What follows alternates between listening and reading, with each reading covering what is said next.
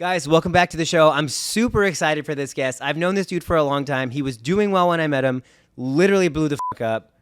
Jad Kantari. Bro, thank you so much for being here. Thank you for having me, man. It's a pleasure to be on here. One of my favorite things, if not my favorite, is when I meet someone at one point in life, both me and you. Yeah. And you just watch them. You're like, oh, man, they're cooking. They're up to something. And then you connect again, and you're like, damn, you really did it. Super motivational, man. You know, when I see someone else, just like you, I remember you started from your house. Like, we pulled up to your house. Bro. With, you're just telling the story before the show, and you're telling him how I pulled up with a drum with a walked up my stairs. Yeah, washing machine drum for one of my brands, and at your house, which is crazy, So to see you have your own studio and producing for like man, some thank big, you so big much. companies is truly inspirational. I forget that it was like that. Dude, it was at your house. Your dad was helping us. Because in my head, like, I haven't done anything yet. Nah, man. That's so funny, though. Yeah, this is before Luke, man. We used to be in the living room of Derek's in my house. Yeah. Which, yeah, so, bro, anyway. So do I push out reels at what I do? I do. It's just, let me tell you this. When you're trying to produce a video for a client, the hardest thing to do is be like, did we get our shot? Because all we're trying to do is like, did you get that shot? Yeah. You know what I mean? No, is that like the product stuff? Is that what you're talking about? Or yeah, you just doing your thing. Like you showing how something comes to life, how you produced it, like all the effects. Because I remember you used to post some of that, and it's kind of crazy, like the effects that you did and how it came into life. And I think with, Reels or organic reach being so powerful, that's something that you can really benefit from and capitalize on. Like just to push your brand out there. So absolutely, I think, and on the product side, the thing is like we do it. Like I'm getting ready to launch one right now, which is they're the BTS of the videos that we make. Exactly. So we made that. Did you see the Ghost Energy thing I just posted? Spoof video for Halloween. So I just made that. We did that specifically so we can make that behind the scenes. Got it. But they're hard to make. Like really? Even the behind the scenes that Luke edited it, and it takes him an hour or two.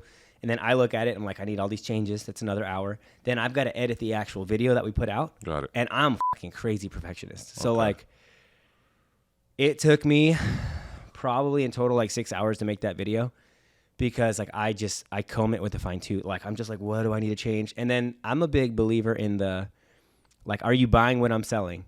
As in terms of visuals. Okay. Like the reason why we've been able to make what we've made is because I know what looks good. Hey, the viewer's going to buy that. Hey, they're not going to buy that. It looks like shit. Yeah. And there's other people who make really good videos and they do really creative stuff, but I just don't buy it. Like it doesn't look right. Yeah. Does that make sense? I agree. So, but yes, we need to do more of it. Luke, take note. We need to do more of it.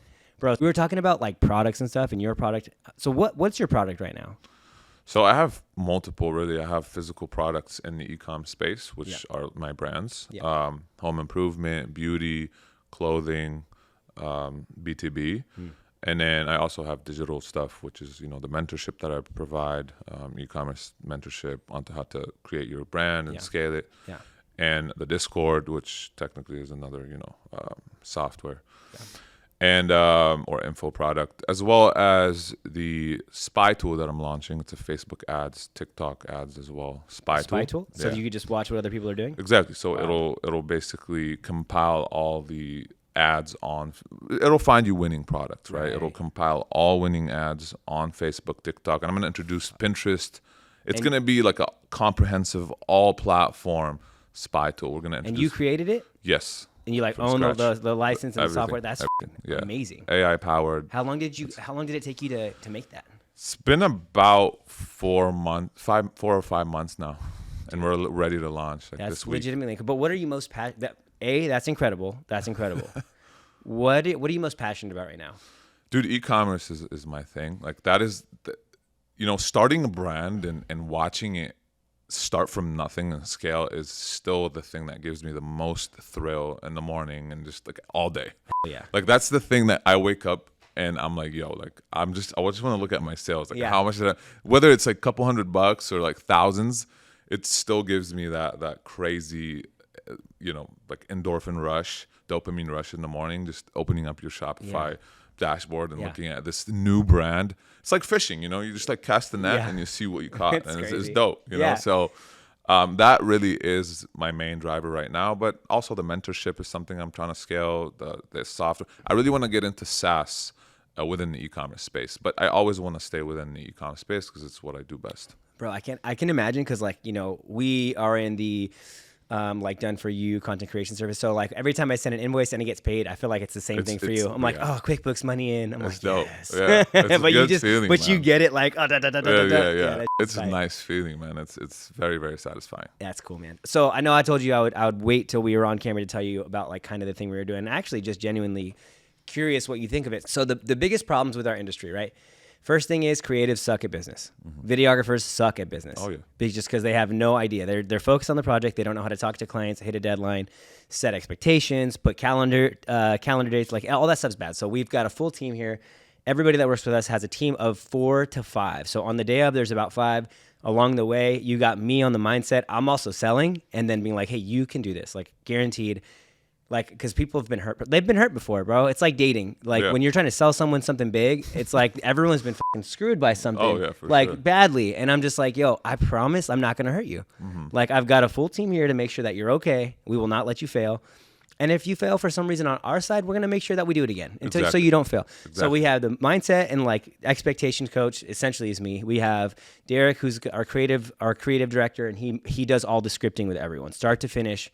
And then we have Annie, who's our client success manager, who basically takes you on. So like if you were doing it, you'd have her number and she'd be on speed dial. Okay. Hey, what's going on? Hey, oh yeah, we got this. Any question you had, any concern, there's someone there for it all the time. Amazing. So that there's never. But what we're doing right now is 4 months worth of content in one day. So, and when I say that, I mean like if you're not doing anything and then you're going into something, I always suggest twice a week. Oh, absolutely. If you're just bare minimum twice a week. So that's 32 pieces of short form content shot in one day. Crazy. And it's not like this. The podcast is cool too, but it's a different thing. This is all like what we were talking about, like really in-depth tidbits about what you do, quick tips. Yeah. We shoot 32 of those in a day. That person leaves and they're done. And we literally post it on 5 different platforms: YouTube, Facebook, Instagram, TikTok, and LinkedIn. And we do that. So that's 5 posts going out Tuesday, 5 posts going out Thursday. We do that. We post it for them. And we do that for 4 months. Amazing. So that's a $20K package. So it's like $5K a month, and it's really like the starter. And then what we also do is we look at people's shit and we adjust. Like we had one client who is a real estate agent for a very, very like prestigious brokerage, and all of his coworkers are on TV. And I was like, bro, let's start a podcast, bring all the coworkers on. Bro, we got that guy 1 million views faster than like anyone ever.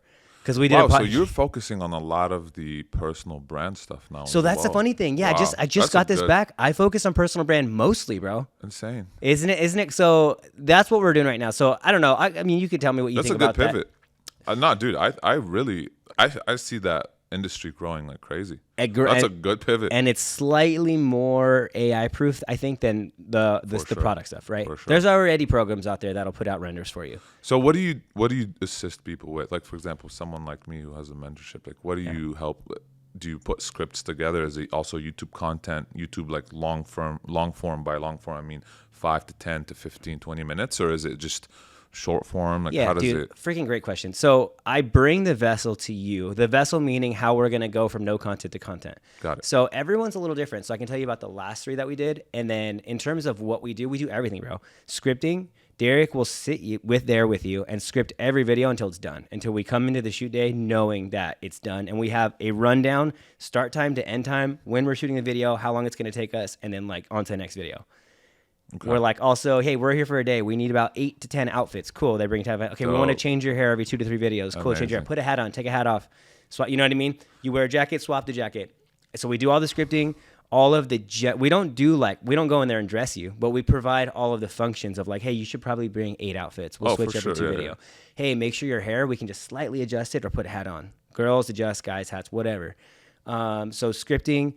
We provide everything here, so all the lighting. Derek, creative director, he's also a director, so he directs you on camera. He's like, that wasn't good. Let's do it again.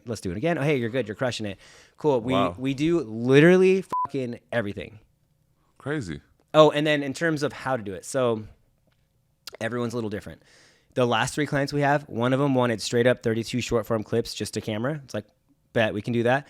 One of them is, one of her aspirations is to be like, she wants to do a TED Talk eventually. So I was like, cool. She already does these longer 5 to 10 minute YouTube videos. I was like, let's just do let's do 8 really good 5 to 10 minute YouTube videos, and then we'll break them down into smaller content that cover our 32 plus the 8. And then I think the last one of our most recent, the last one, she does, she's a coach, literally like a softball coach. And she has like a high level mastermind coming, and she's like, how can we do this? And I was like, well, are you speaking at the mastermind? She's like, yeah, multiple times. I was like, beautiful. We're going to arrange that perfectly. So we shoot everything and get all 32 pieces from it. Amazing. And then we'll post it for them too. Wow. So it really is like the done for you. It's like Hormozy, dude. We were just talking about Hormozy. Exactly. Yeah. Create the thing that no one's doing, but everyone knows they need to do. And do people memorize the line? How does it work? That's something, for example, I struggle with, where I'm not good in front of a camera. Like I don't really do that. So I want to get good. I want to get better because I do want to put out content. And I am like off camera. I'm a normal human being, like fun, cool, whatever. Yeah. But when I get on camera, it's like it's weird. I'm just not used to it. So it's hard for me to kind of keep it flowing when it comes to putting out content and hitting the right things I want to do because I'm just starting with this. Yeah. So how do you guys like just fucking starting at almost how many followers do you have? 120. Yeah, just starting at 123,000 followers. It goes to show when you actually have done something, people listen. But it's besides the point. Yeah. That's funny. So when it comes to do people like memorize or do you read off so the I don't really like people memorizing, and I don't like scripts either. I'll tell you what we do. We give people like bite-sized pieces of content to really deliver with 100% of their effort, and then pause, and then a line. How and then pause. Oh, line at a time. Yeah, like I have a script right here. Exactly so what we were. Check this out. That's funny because we were just shooting a video yesterday or 2 days ago. And I was trying to do it, man, and we tried reading off a teleprompter. We tried everything, and it was just it wasn't working. It looked not genuine, and like after when we watch it, we're like, nah, it's not me, you know? Yeah. So I tried doing it the way you just described, where it was like just me. Yeah. I'm delivering it literally like one clip one line, 2 lines at a time, where I'm saying it genuinely with my own thoughts. Yeah. So much better. Dude, it's so good. And like I literally sit here at my desk like this. I have an Alex Hormozy video. I do like creator reviews of who I think the best is and like what. So I'd be like, okay, Alex Hormozy, unless you've been living under a rock, Alex Hormozy, unless you've been living under a rock for the past couple of years, you probably have heard his name. Yeah. This is creator reviews. Exactly. You know, like I just do the same, and that is the best fucking way you can do it. It's faster. We've noticed it's faster than like actually. The only thing is someone has to edit it, but it's not that big a deal considering you're gonna get to be who you want to be. Exactly. You can spend the time being Jad. Like, okay, that's not even me. Like, let me reset that shit because. Editing wise is my question, right? Because now you're having that little split every sentence or two. Yeah. Do you feel like that's, messes up the flow? It's such a good question, bro. It's an inflection thing. Okay. If you're gonna cut clips together, like if you were like, like, unless you've been under a rock, you heard his name. Like you're not gonna go up when you're gonna go like if it's like you don't put a period or like an exclamation point on anything. Got it. You put like an ellipsis. Okay. I even write, if you looked at my script, I even write with ... Got like it. Leave it open. Like it's a cue, right? Makes sense. Okay. Yeah, that's a good tip. So, dude, but that's the best shit you can do. Like, and if you're working with them on it, bro, that's the best shit you can do. Yeah. And if you need someone to help you, like, I didn't know you were going down that road. Really, like I thought. I remember you telling me you wanted to start doing that, but dude, you're like, bro, I gotta show you. We have had some clients do some crazy shit. Bro, I need help with YouTube. Well, like, I really want to get on YouTube where I'm giving value and I'm getting technical with stuff. Yeah. I'm gonna send you some examples. Yeah, send it to me. I don't know. I'd love to see what we could do. That'd be tight. I would love to do, and even the short form stuff. Like I'll show you what I'm trying to cover in general. And I do want to get on YouTube and even do lifestyle stuff, like a bunch of stuff. Bro, people need you. Like they need more of you because, like, man, it's such a grimy industry. Like, for sure. The coach space, the course space. People like Luke and I were just talking. Like, he got swindled into something that was like 4K, and like he literally got nothing out of it. Like, not anything. They lied through their teeth, and it's like crazy. So, if you actually have like the frameworks for people and like you can show people how to make money, like dude. Yeah, honestly, I just want to give value. Like I just want to grow the channel. Bro, that's what you DM me, dude. Hey, can we do this? I'm like, dude, please. Like I didn't want to ask you, but he's like, I just want to give value. Yeah. Okay, tight. I just would love to do that. Yeah, dude, but I need help with the whole, setting up camera script. I just don't. Well, we're all gonna talk after.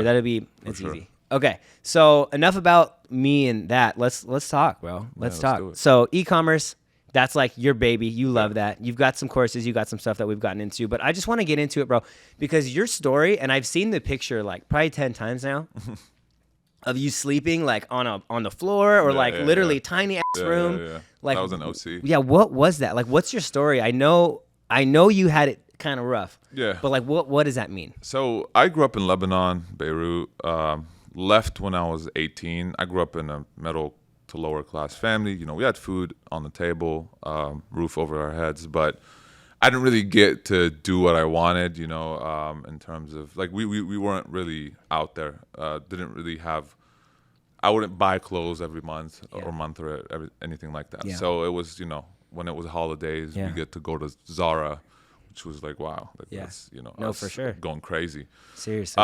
So yeah, I grew up in a middle class family, and then when I was 18, I decided to go to the United States because I was like, you know what, I knew I couldn't really be what I wanted to be in Lebanon. It's just it's a third world country. It's more on the poorer side, so it's harder to really make something out of yourself over there, given, you know, there's no resources and whatever. Yeah. And the country's not really equipped to allow you to do that, given how shaky the situation is there all the time. Meaning what, politics, though? It's like... Dude, like, for example, payment gateways are banned in Lebanon. Like, you can't get PayPal. Whoa. So, yeah, and it's just because they don't want money laundering. There's it's a lot of corruption. Yeah. And it really hinders anybody's growth or even being able to start a company. They're more so worried about the corruption or more so worried about like it's a combination, capitalist society? It's a combination of corruption and them wanting to control what the population is doing, as well as, you know, just keeping you poor, unfortunately, right? So you have to jump through a lot of loopholes in order to really start a business. So you're starting 10 steps behind someone who lives in the U.S. or a first world country. Yeah. So I was like, okay, first thing I need to do is get the hell out of here. Yeah. So applied to the States, came here on a student visa. Yep. Went to community college in OC, Saddleback. Studying what? I was civil engineering. Okay. Yeah, I was civil engineer. And why that? Or does it matter? My uncles were all civil engineers, and, Okay. and they were kind of my idols. So I was like, okay, That's I'm cool. just gonna go into That's that. cool, And one of my uncles actually went to UC Irvine, so he's like, yo, UC Irvine is dope. Even though it's Yeah. really kind of not, but whatever. No, it's like comparatively, like if you don't know, that's yeah. But that's I tight. thought it was wow, like amazing. I'm gonna be in California. Yeah. So I came here and I went to Saddleback and OC for a couple years, and then transferred to USC. Graduated with a civil engineering degree and worked in downtown Los Angeles on one of the highest buildings west of the Mississippi. It's a 60-story building. It's next to the Omni Hotel. I was a project engineer on it for 3 years. Yeah. Throughout that, I was living paycheck to paycheck. Man, I was getting paid like the measly $65K a year, which, you know, in LA is crazy. Bro, you can't live. Yeah, LA is expensive, man. My rent alone, and I had a roommate, was like $1,300, and I could barely make it. Yeah. And it was like one bedroom. It was Because difficult. when you think 65K, that's not contractor pay, bro. That's straight up like you're taxed 30%. You're taxed 30, You're not making anything. Yeah, you're not, That's- dude. I remember I would get paid like $1,500 my first month, and then like another $1,500 at the end of the month. Yeah. And that first $1,500 went to rent. Like I had no money to eat those Bro, 2 it weeks. hurts, It bro. was crazy. It hurts, bro. And I was starting my own e-commerce like journey during that time, so I had to go. Luckily, I had good credit and I had good credit cards on deck. Yeah, So sure. I used that and went 20K into credit card debt because I didn't know what To the hell start I your was doing. business? Just to start e-commerce. Yeah, just to test products, to start the business, to really get my feet wet, and slowly, man, found my first winner. That didn't backfire at all, though? Luckily, didn't, man. I didn't really have a I plan don't think B, it's luckily, so- though. I think that's like, there's a lot there. I actually think it's not lucky to be like, I'm got this and I'm going to do this. I don't. To be honest with you, to get a bit deep here, Yeah, go for it. I don't believe in luck. Yeah, I I don't believe in like God blessing you. 100%. I don't believe in luck. I believe in like whether you're gonna work your ass off or not. Like, say you do work your ass off, you're gonna be presented with bad things that are gonna happen Yeah. to you, bad luck, Yeah. or good things that are gonna happen. You're gonna get about 50 to 50%. You know, Of how you shape the Or- bad things to be good exactly, things. exactly. Like, and my let says it doesn't happen to you, it happens for you. Yeah, and then like it's really how you react to these things, and you take the blessings and you learn from the downfalls. So Yeah. For me, I don't really believe in bad luck or good luck. I really just believe in being consistent and showing up, and then eventually what is, destined to happen will happen. So, yeah, man. One question before, because I'm going to ask you about how long that process took. You put $20K on cards, or you had $20K in credit, and you just said, let's ride. Yep. You figured all that living out. Paycheck to paycheck. But before that, paycheck to paycheck, was that like painful, or was like... Dude, when I was living in LA, I was living downtown. It wasn't painful, but I couldn't really like if I went to buy clothes, I would be like, damn, like this is expensive. Yeah. Right? Like I couldn't really eat at nice restaurants. Right. Like I had to budget for like a date. Yeah. You know what I mean? Like it sucked. No, dude. You know, like I didn't have any fancy car. It was just very average living. Just living paycheck to paycheck. Yeah. Very like normal. Yeah. I wasn't on the street though. Like, No, for sure. Yeah, for sure. It was normal. Like just eat Chipotle every day. Did you have any moments that were like incredibly painful? Because I think I look back to in my life, I was very similar. In my upbringing, I didn't have to travel here, so that's hard. But I was middle class, and I didn't really have very much. I did not have anything. I ate every meal I had, but I didn't have very many clothes. I took care. People wonder like why I'm so OCD about our equipment and about everything. It's because motherfucker, when I was growing up, you get one. Yeah. What you get jeans? You get one pair of jeans. Yep. You fuck those jeans up, you don't get another pair. Exactly. So like, That's there's a chip on like that mic. I was like, God damn it, who chip? Forgive me, God. I'm trying. I like having godly men around because it makes me reassess. You know what I mean? Yeah. But like, I'm trying not to say that. You only get one, bro. You only get one. Like all this stuff, take care of everything, man. Yeah. It's like the mics are like $300-$400 or whatever. But like, dude, it adds up. You got to keep replacing that. You got to keep replacing the $100 lens or the lens cap, man. So, but back to what I was saying is like the pain. So I actually made videos for a travel company, and it was one of the coolest things in my young career. I'm talking like 10 years ago, maybe a little more. One of the coolest things I got to do. I got to go to Greece, Thailand, Peru, like and he was a travel company. So Travers, shout out Clint, thanks for taking me over, bro. But I didn't have the cash to do anything. So it was those three things and study abroad, where I was literally in these faraway places, and I was like, dude, I could either eat or I can go out tonight. Yeah. I'm going out tonight. So like that was it. And but I remember the pain. Like I was probably drinking just so I didn't think about how broke I was. Oh yeah.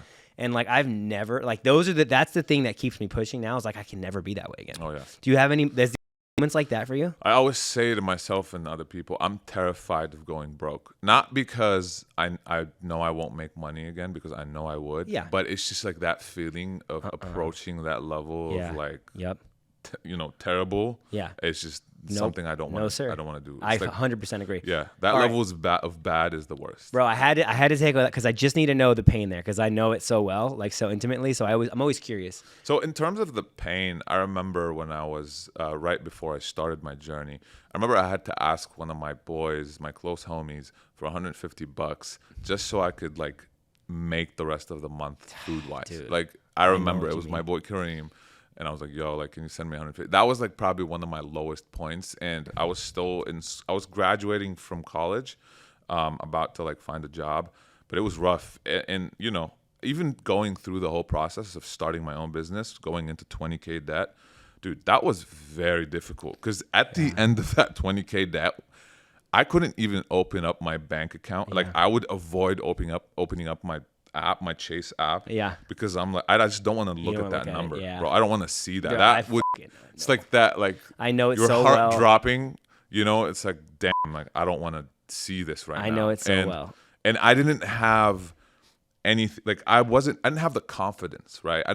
I haven't done it yet for me to be like if it happens to me now, I know it doesn't faze me, because I know what I can do and I know what to do in order to get out of that. Back then, I was young. I didn't really know what to do. I didn't know I didn't even believe in what I was doing, right? Let alone just be able to like actually do it. So that was a very difficult time, like and I had no plan B. It's not like I had a dad who was going to be like, oh, here's 20K, you're good. No, like I had no one to take care of me, no plan B. It was just like, I have to make this work. I have to. No, absolutely. You burn the boats, baby. Exactly. Well, I have a similar story where, like, literally my business partner now, I've signed up for a 20K coaching program, literally the same number that you said. Crazy. Put it on my dad's credit card, and I was like, I'm going to make this work. And it was like, I'm also so stubborn that, like, I was like, I'm going to do this my own way. And like I didn't follow the plan. So I basically had to go down to zero plus the 20K, negative 20K. And they're like, all right, I'll do your thing. And I did his thing. I figured it out. And I got almost everything paid off. And Derek had to let me borrow 5K to pay the credit because it's an Amex Platinum. So you can't hold a balance or they'll like lock you out. So I was like, oh. So he let me borrow 5K to like pay that off. And now he's my business partner and we're like rocking and rolling. But anyway, that's funny. I know the pain. So 20K in, but you figured it out. Yeah. And like, was it like that? Was it like, okay, I kind of have a basis now? So the way it worked out was, I was starting. I didn't know anything about digital marketing or e-commerce, any of that. Yeah. And then I started March 2017. June 2017 is when I got my first sale. It was like a $9.99. I still have the screenshot. Oh man. Yeah, $9.99. It was like a iPhone cover that I was a wine iPhone cover that I was selling like free plus shipping, and then kept at it. And I remember back then they still do this where drop shipping is dead, e-commerce is dead. Yeah. And imagine you're a noob and you're like reading all that and you're like, fuck, man, I'm wrong category. I'm 20K in debt. Yeah. And people are saying this is dead. Oh my God. And I didn't really have anybody to say like, nah, just screw the noise, like focus on yourself. Right. So I had to just keep convincing myself like, no, like I'll make it work. And then luckily, again, I say luckily a lot, but it's not really luck. Yeah. October 2017 is when I first had my first winner and I hit 6 figures, and it was 120K in 1 month. Let's go. And what then product was that? It was a retro, like a Game Boy, like Nintendo looking thing. Yeah, and it was right around the holidays, so it was perfect. It was it really a retro Game Boy. Yeah, like a Nintendo console, a retro console. Like it had all the old games and stuff. I know what you're talking about. Yeah, I know what you're talking about. Dude, it flew off the shelf, bro. It flew off the shelf. It flew, and it was crazy because I had never seen this much money in 1 month in my life. Yeah. I was like, what? And I remember I was at my 9 to 5, and the orders were just like coming in, man, back to back, boom, boom, boom. I couldn't believe it. Like, it's such a good feeling. It is probably one of the best feelings ever in the world. Just like ding, ding, ding, sale. How much was that item? How much was it? It was around like $59. So just $60 sold, $60 sold, $60 sold. Dude, crazy. That's crazy. It was crazy. Fast forward a few months after that, I started hitting my like first, $500,000 months, $1 million months. And I remember I would wake up at like 6 a.m., 7 a.m., and I would be already at like 20, 25K made for the day. Insane. Dude, it's honestly crazy. Okay, so that, I mean, I feel like that's a pretty good like quick version of your history. Pretty much. You went all in on yourself. It was really hard. You figured it out. You made that first sale. You're like, I'm on to something. And then along the way, you just started making more and more sales. Yep. And it was just like learning. Like, I'll learn this, boom, apply it, learn that. Yep. Trial and error, trying to learn new things, new tricks, new things to apply to the brands. So, from 20K in to this thing to 6 figures, how long did that take? About 7 months. Oh my God. 6 months, 7 months. Crazy, dude. And what about, okay, so from start to 7 figures? That was about a year. That was a year. So 7 months, add another 5 months, and you're basically at about dude. Yeah. And back then, we didn't have the same amount of content, courses, people teaching that it was right now. Like dropship, that's 2017, 2018. Yeah. Back then, it was... No, you had to figure it out. A couple people online kind of sharing. It was mainly Facebook groups. It was Facebook groups where just like people were just asking questions and people answering them, and that was it really. That's all you had to learn from. So okay, questions for you, money questions here, because I think it's just so funny and fascinating. Bro, how much do you make, or like how much have you made? Like where are you at in terms of money? So in terms of revenue generated since I've started, I'm around 35 mil since I've started in about 4.5 years now, 5 years. Oh my gosh. On a yearly basis, so I kind of have things split up from like e-com brands and non-e-com brands. It's all within the same e-com realm. E-com brands generate anywhere between 500K to 1.2 million a month. Yeah, a month. Okay, that's where we kind of hover. The more we're getting into the EU right now, into Europe, and that's gonna really skyrocket those numbers. Yeah. In terms of non-e-com brands stuff, I'm around. It also fluctuates, but around 500K a month. And that's with the other like coaching programs and the products you're putting out. And Yeah, that spyware thing's probably going to take you pretty far. Yeah, and that is unlimited. Like I just started this like a year ago. Yeah, the things that the most scalable things are products like that. Oh, for sure. Yeah, and you've seen it. Like you sell a product, you can sell a lot. I do services, bro. We're like we're balls deep with every client we work with. We're like, oh god, we have to do so much. Yep. In a good way though. I love watching a client build in terms of views, viewership, business, because of what we're able to do for them. Just I think the same way as you like building, e-commerce from $9.99 to I just made or I made $100,000 this month. Like what? That fulfillment. Yeah, it feels good. And then, that goes hand in hand with making money for me. Like if I'm doing well for my clients, we're probably going to be all right. For sure, man. I feel like making money is like demonized in a way in a lot of industries where people are like, greedy, like, well, you're focused on money. But I think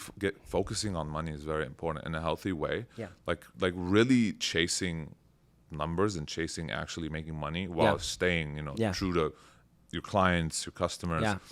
I think there's nothing wrong with that. Yeah. Like it's impressive. It's good. It's built in us as absolutely. That's absolutely. Providing, so. Well, I don't know about now, but but at least how old are you? I'm 32. I'm 33. So in our generation, it is built into us. I think it'll come back around. I hope. Hopefully. I hope. But the demonizing money is funny because it is like a misinterpretation of at least the Christian Bible. Yeah. That was like, it's harder for a rich man to get into heaven through the needle of, all that stuff. But it's just like, those are just bad interpretations of like, of what it actually means. Yeah. So I think that's where that comes from, bro. That's all generational. Pretty I think we're working away from that though. For sure. Like generally speaking. Hopefully, yeah. I think so. What services do you pay for that provide the most benefit to your business? I see you posting content like, hey, you need these 10 or you need these 5 for, for this thing, for that thing. What are the things that people need right now? Really depends. For example, for e-com, there's a few apps that I really use that I recommend having on your store in order to track P&L, to have reviews, so on and so forth, right? Same with tools that we use outside of Shopify, like spy tools, in order to see what our competitors are doing, content that's being put out there by other brands, winning products that we can capitalize on, those type of things. When it comes to my own personal brand, a few AI like software that we use, such as like voiceovers and whatnot, editing. Yeah. Those are things that we really use right now that I feel like are worth paying for. Are there a couple of like specific apps you'd say go download right now? For the personal brand or for e-commerce? For e-com. Oh, for e-com, Lifetimely is a very good one to track P&L in order to make sure you're making money on a daily basis. Like it'll pull in your ad spend. Yeah. It'll pull in your COGS and all that. Yeah. In terms of product page, you want to have a review app on there. There's plenty. Just any generic one will do. Upsell apps, we use Aftersell or OCU. And that's for the review? Upsell apps are for post-purchase upsells. Oh. So when someone goes through your funnel, you present them with another offer. Yes, got it. Buy one, get one, whatever, right? So those are very important. Those are currency converters or another one when we're expanding onto different expanding onto that. Exactly, expanding onto different markets. Those are the few that we use right now that it's a must. You need those on your store. Okay, that makes perfect sense. So to wrap that part up, people anything that can just track your main like points of business. P&L, COGS, for people who don't know what COGS are. These guys, not Cost me. Of goods. Yeah, thank you so much. I don't know what it is. I got you. Yeah. I'm a service provider. All right, super cool. Now, a really interesting aspect of your business is like you got Amazon. Anyone go to Amazon, buy whatever the they want. How do you feel? Like, how do you remain relevant when you have stuff like that? When you're like, okay, I'm trying to sell online, this giant corporation selling online. How do you stay competitive? How do you feel about that? Impulse buying is really our savior when it comes to that. Meaning, you're sitting on everybody's sitting on Instagram all day. TikTok, social media, right? It's just what it is. That's where the world is headed. You can either capitalize on that or just kind of talk it and demonize it, but you should probably hate it or love it. You should probably just work through it. Yeah, exactly. So that being said, people are scrolling on these platforms all day. You present them with good creative. Yeah. This is where you come in. Yeah. With very solid hooks. Sell them on the problem that they probably don't even have, but you convince them that, hey, this is a problem that you might have soon, or you sometimes the problem is you don't have this and you need this. But I'm like, okay. Yeah, and boom. Okay, so let me tell you a good story about that. So people get me, dude. Anything that has Pokemon on it, they got me, dude. Yeah. They got me. Like shirts, hats, anything. I'm like the biggest Pokemon impulse buyer of like, Bulbasaur sweatshirt, mine. Exactly. You know what I mean? Is that what you're talking about? Exactly. Bro, create the problem they don't even know they need. And dude, they see that, they go on the page is looking good, branded, price makes sense, good offer, they're buying. Yeah. They're buying because you've already sold them. You know, like the pitch, I always say this, your pitch is your creative. Yeah. That's where 95% of the sale happens. So as long as you can really have good creative and present your brand in a very good light, people are gonna buy it. And dude, that's where you build LTV, people long lifetime value with a customer, and people will just come back and buy more. Love it. I knew that one though. I knew LTV for the record. Yeah. Didn't know COG, but I knew LTV. The thing Amazon lacks is that branded feel. Like it's not. You've it's never not at bought. All. Yeah, it's rare when you buy something on Amazon and you kind of connect emotions or really identify with it. You just buy stuff on Amazon. You're like, all right. Can you even do that? I don't know. Yeah, it's very like non-emotional. I guess if they have good content on the, no, there is no emotion because you're not building a brand. You're just buying. Exactly. You're price, just going to the store. Reviews, done. Yeah. I don't care what it is. Yeah, like whatever. Like just get it here, please, ASAP. I need it. Yep. Versus something you really identify with, and that's different. I think that's a way longer term play than really hopping the on brand. Amazon. Yes, Absolutely. and we do hop on Amazon as well. A lot of our brands end up on Amazon. Part here, part there. But if you can control the wholesale, why not do that? Yeah, absolutely. How much does Amazon take? They take a good amount, man. They take about 20%. Jesus. Yeah. Forgive me. Yeah. After everything, That makes complete sense. So there's a lot of opportunity to win still with Amazon there. You can play the game and you can also play your own game and be just fine. So you are interesting in the fact that you're not necessarily finding other brands to market. That would be like a drop shipping thing. That would be, yes, a drop. We white label everything. So we'll bring something that's just generic product. Yep. And then even products that aren't really on the market, we just source them from China. Yep. We test them. Yep. We drop ship them. Yep. And then if it works out, we end up putting white labeling it. Dude, that is. And then that's so smart. Even to take it a step further, we end up tweaking the product, making it better. We go on Amazon, actually look at the negative reviews. Yeah.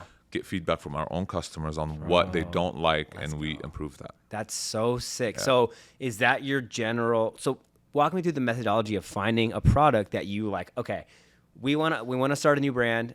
Clearly, I know now that you don't start with brand, you start with the product. Yes. How do you find the product? I've built a network of suppliers that send me what is currently doing well. That's one avenue. Spy tools. I have my own spy tool that's AI powered that allows you to look at what is doing well on Facebook, TikTok right now, so on and so forth. Yep. So we use that. We also look at trends, Google Trends, all of those apps. And software that give you, hey, like this is what's popping right now. This is what's going well in terms of other products selling, and just organically, just seeing something on my feed on Facebook or TikTok or Instagram being advertised, and I'm like, hey, like this is a good product. Yeah, I can do this better. Yeah, I'm gonna launch it. And I think it's so obvious, but it's not for most people. Like to you now with where you are, you're like, it's 101, baby. They do it all the time.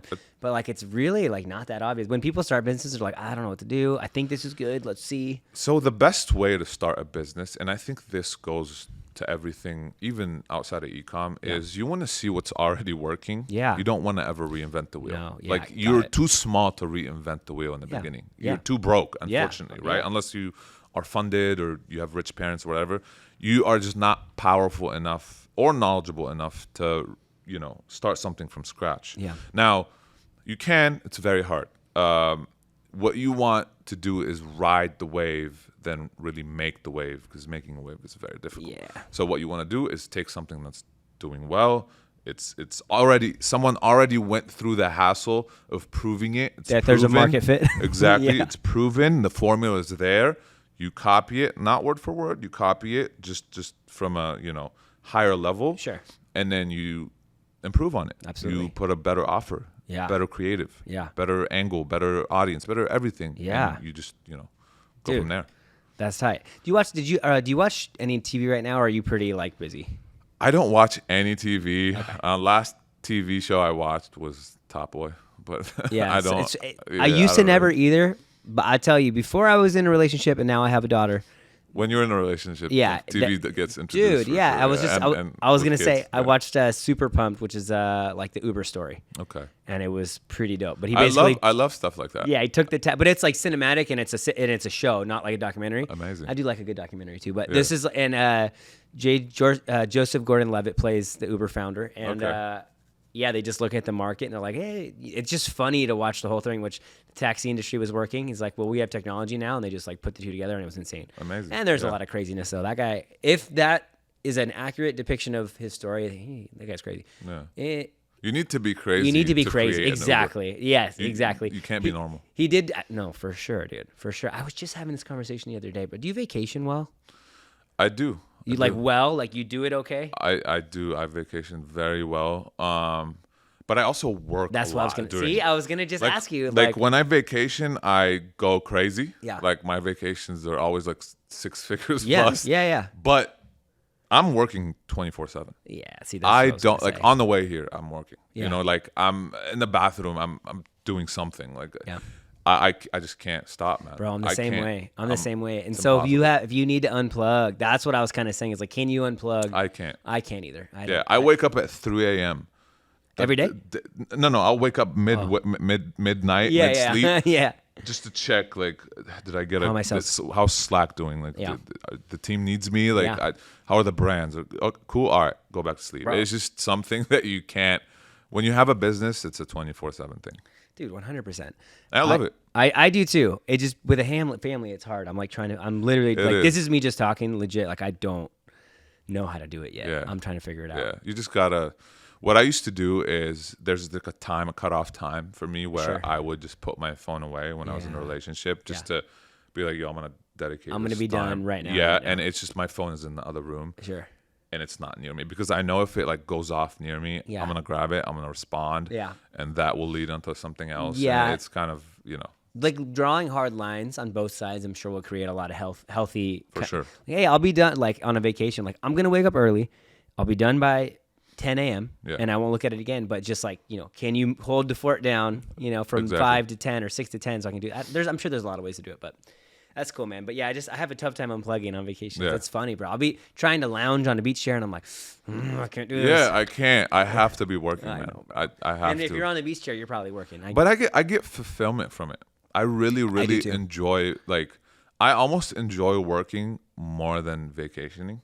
As crazy as that sounds. It doesn't sound crazy. I'm the same way. Yeah. Bro, I just had this fucking conversation. I'm like, yo, I do not vacation. Yeah. It's not that I don't like it. I like to be in other places, but I like to be somewhere beautiful doing what I'm doing.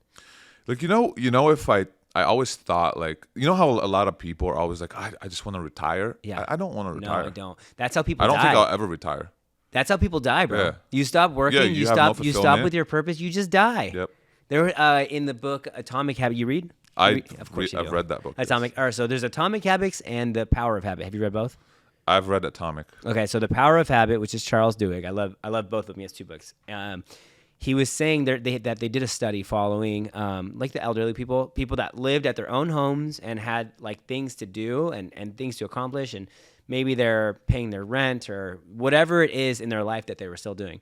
They tracked those people versus the people that went to an like an old folks home, an elderly home, and the life expectancy just fell off a cliff, dude. It fell off a cliff. Mental health wise, it's crazy. Insane. And they also said the elderly, the people in the elderly home. So that was the first thing. That is, if you go into these elderly homes, your life expectancy goes way down because everything's done for you. Oh, for sure.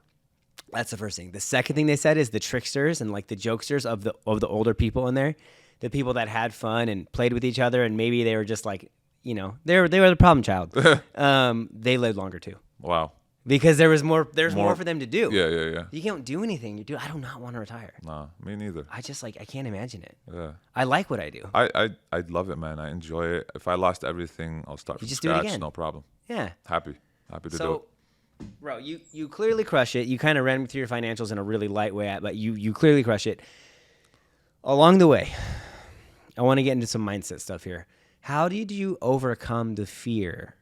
Because like you said, you dropped 20K. So for the record, right now 20K is not that much. It's a drop in the ocean for you. It's little for me, but when you have nothing, bro, that's everything. Yeah. So I don't recommend doing it because I don't want this to be financial advice. Like, no financial advice. Yeah, go into debt. And Sure. You shouldn't do that. That was stupid. Right. I don't want to ruin people because for sure. Make informed decisions. I'm just a very big risk taker. Yeah.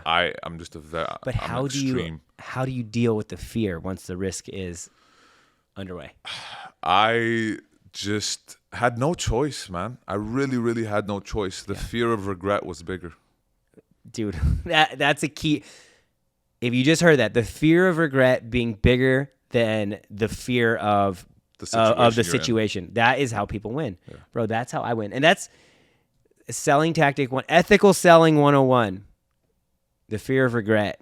You can use that in your favor. It's crazy, bro. Yeah. But it's so true. Like, what's going to happen to you if you don't do this? So the fear of being average and being on my deathbed and thinking, damn, I wanted to do this, but I didn't, or I didn't get a chance, or why didn't I do it? You keep going into, I just had these thoughts. This is the 3rd time I said it.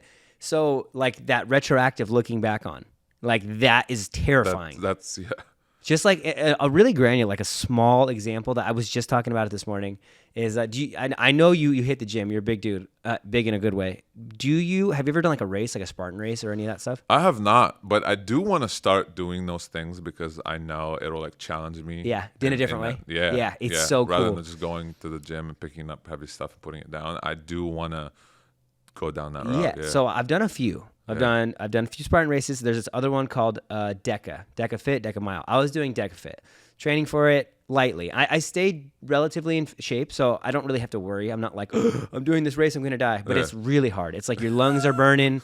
You're laying on the ground. It's timed, so it's like a 20-minute thing, or 15 or 14 or 12 if you're amazing. I was like, I'm gonna get my last practice run. I'm gonna get 16. I got 16 minutes. Wow. Which you got to see what it is, and you can kind of make your own decision. An expert time is like 12. Wow, 12 minutes. That's crazy. And it's just this loop, or in this case was a straight line. But it was hot that day, and I walked up and I saw people sweating and like dying by the middle. There's like an assault bike, and I was like, no, like I don't want to die by that time. Like I die at the end.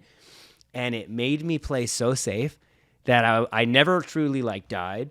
But I never really got into it, and I got a really bad time. And I was like, at the end of the race, all this to say, I promise this is going somewhere. I know where this is going. All this to say, at the end of the race, I was so upset because I was like, bro, I didn't even give it my all. Exactly. Like that's the worst. I should have just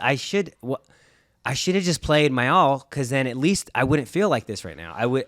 Luckily, we it's a blessing that you get to experience that. Yeah. And on a small scale. Yeah.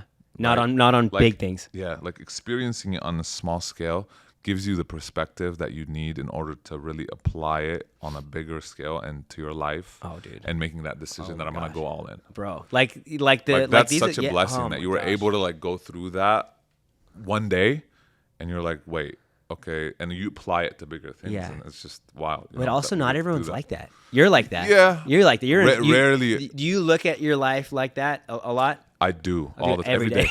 every day, bro. Every day.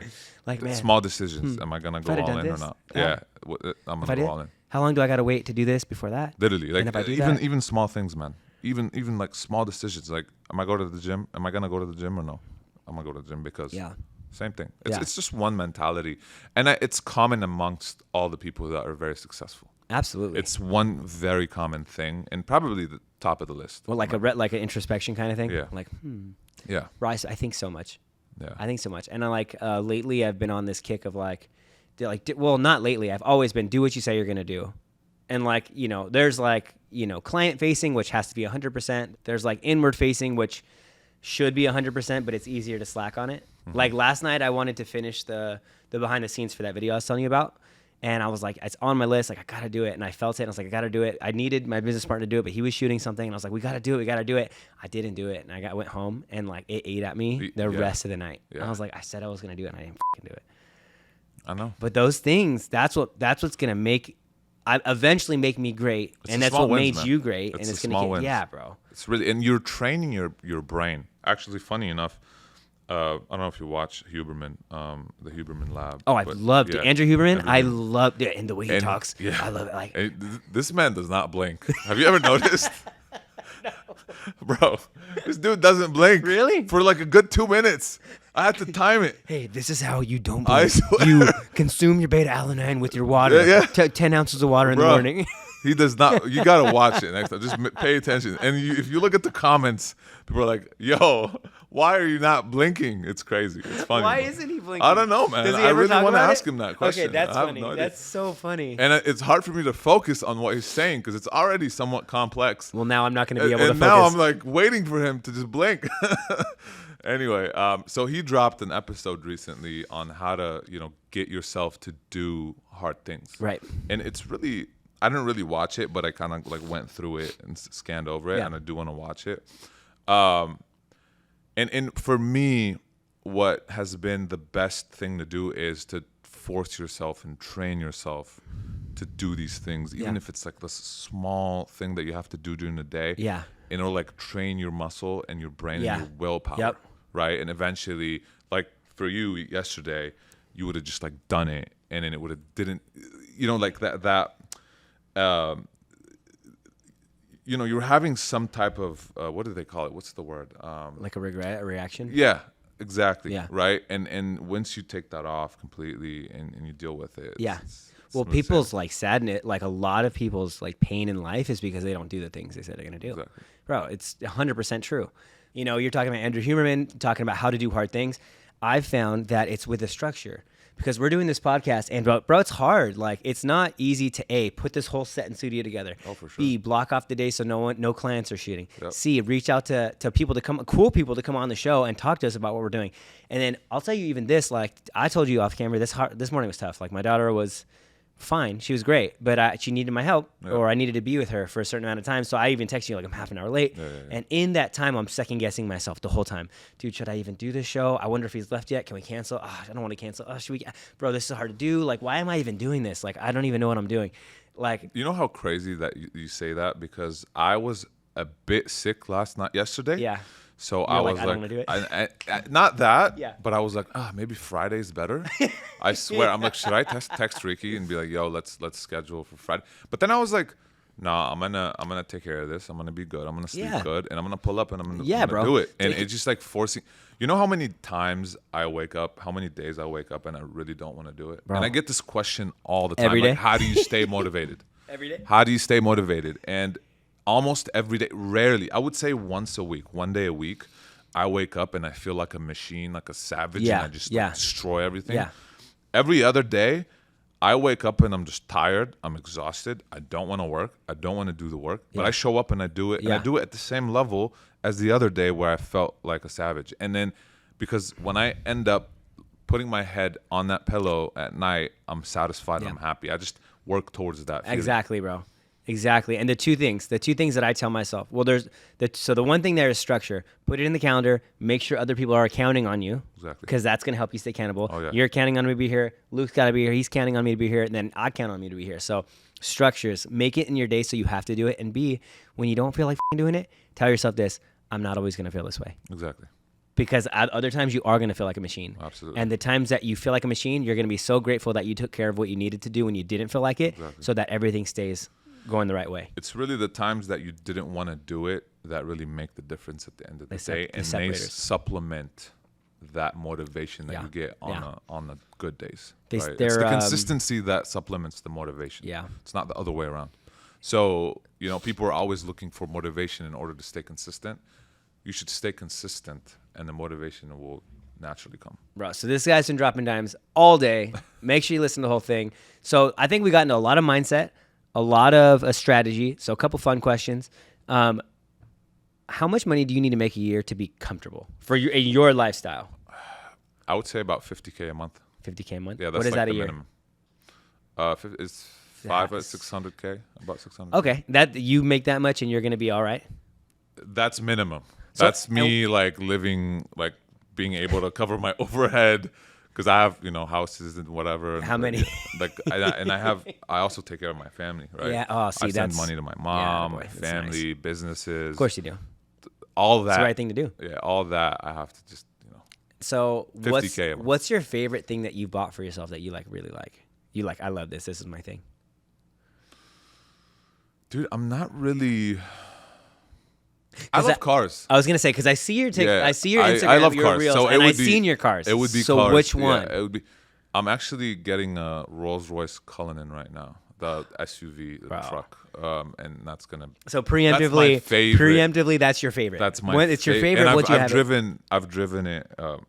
I've driven it in Lebanon and in Dubai. Like, okay. So it's my favorite car. Okay. Question. Far, okay. Like, follow up question to that. Then I have my last one. What's the difference on driving a car like a Rolls Royce and driving like a Honda? I know obviously it's different. Yeah, luxury, blah blah. Like that goes without saying. It's the feeling. It's the feeling. And I don't really drive. I never leave my house. Funny enough, like I don't drive. I don't leave my house. Yeah. I'm a homebody. Like I work from home too, so I barely drive. But it's that feeling of satisfaction and you reaching that goal. Yeah. And being able to be like, it's like I wanted it and I got it. Yeah. And nobody can take that away from you. Yeah. Nobody. It's like a proof, reminder to yourself. Exactly. It's proof of your success. It's proof of your work. Got it. Right. Yeah. That's really that complete. So when you open that door and you've got that premium leather and like a perfect handle steering wheel, the respect you get also. Dude, that's the respect you get. Bro, I'm daydreaming about it right now. When I'm looking down, I'm like, oh, what would it be like? Yeah, it's the treatment, the respect. Because it's hard. It's scarcity. Yeah, and people love scarcity, and it's just. So, but there's no like technical differences in terms of feeling and steering. And stuff like that? The feeling in the Rolls Royce, you feel like you're floating. Oh, you can't. That's what I was asking. Insane. Yeah, it's an insane. Like even your feet, they're sitting on a cloud. On a cloud, pretty much. Everything inside. It's a completely different feeling, but I do prefer the feeling that you get, from within. Yeah. Which is, I accomplished this. Personal reminder. I did this. This is the fruit of my labor. Absolutely, bro. Yeah. And last fun question. What's your favorite clothing brand? I have a couple that I really rotate. And why, though, too? Yeah. So that's great question. I like Cortez. It's a random, it's a UK brand. Okay. I just love the feeling behind it. I love how street it is, and it's like I listen to a lot of UK rap. Yeah, and that's like all I listen Interesting. to. I listen to a lot of. I grew up listening to UK rap in Lebanon, and then I stopped for a long time, and then I started again like when I was like 29, 30. Yeah, and I've been listening to a lot since. So, and Cortez associates with Dave, Central C, a lot of those UK rappers up and coming. Mm-hmm. That's one of them. Mad Happy is another one. Mad Happy is very good quality, man. Okay. Heavy. I love heavy t-shirts. Yeah. I love those, like probably the heaviest t-shirt I've ever wore. Yeah. And it just feels good. Yeah. The garments are really nice. Yeah. Another one is Represent Clothing. They're ran by George Heaton, Mike Heaton brothers in the UK as well, but it's worldwide. Those are the ones I like. Daniel Patrick also, a lot of his. That's a local brand here. Damn, bro. Yeah. I'm honestly just like thinking about headlines for this, like how to millionaire mindset, $1 million mindset. Like I was like, what are we gonna call this one? But bro, I'm like the clothes, the fucking cart, but everything, bro. I'm pumped. Yeah. I'm pumped. This is a great good. episode, It's such a good episode. It's really nice for me, man, to get to just like talk to you about this stuff because like I'm curious. We're trying to figure out our business too. So, dude, I honestly love how natural it was. Yeah. Just like flowing. By far the best podcast I've been on. I'm not just saying this. No, yeah. I'm really not just saying this. It's from the heart. Like easy, cool, fun. Like I had a blast. Yeah. Typically, like it's like kind of feels like work a little bit. this felt like we're just catching up. Well, we got to do it again, bro. Yes. Dude, thank you so much for being on the show. I really, really appreciate it. It's a pleasure. All 5 of my listeners are going to appreciate it too. No, I'm just kidding. No, it's just the beginning. It's just the beginning, bro. When we look back on this, bro, it'll be. Yeah, this is a statement to the camera right here. Hey. We're gonna look back at this day and we're gonna really celebrate the growth, man. But you made it, bro. How far do you want to go? How far do you want to go? Like, you've made it. How far do you want to go? I don't really have funny enough, I don't really have a goal. I just want to keep going. You want to keep playing the game. Yeah, whatever God wants, I'm gonna want to keep going, I love it. Bro. Whatever God wants. He's a good man too. This is a good man right here. So thank you guys for watching, man. Thank you for being on the show. Dude, thank you for having me. Until next time when we laugh about how much progress we made. Yes, sir. Thank you, Ricky. Let's go.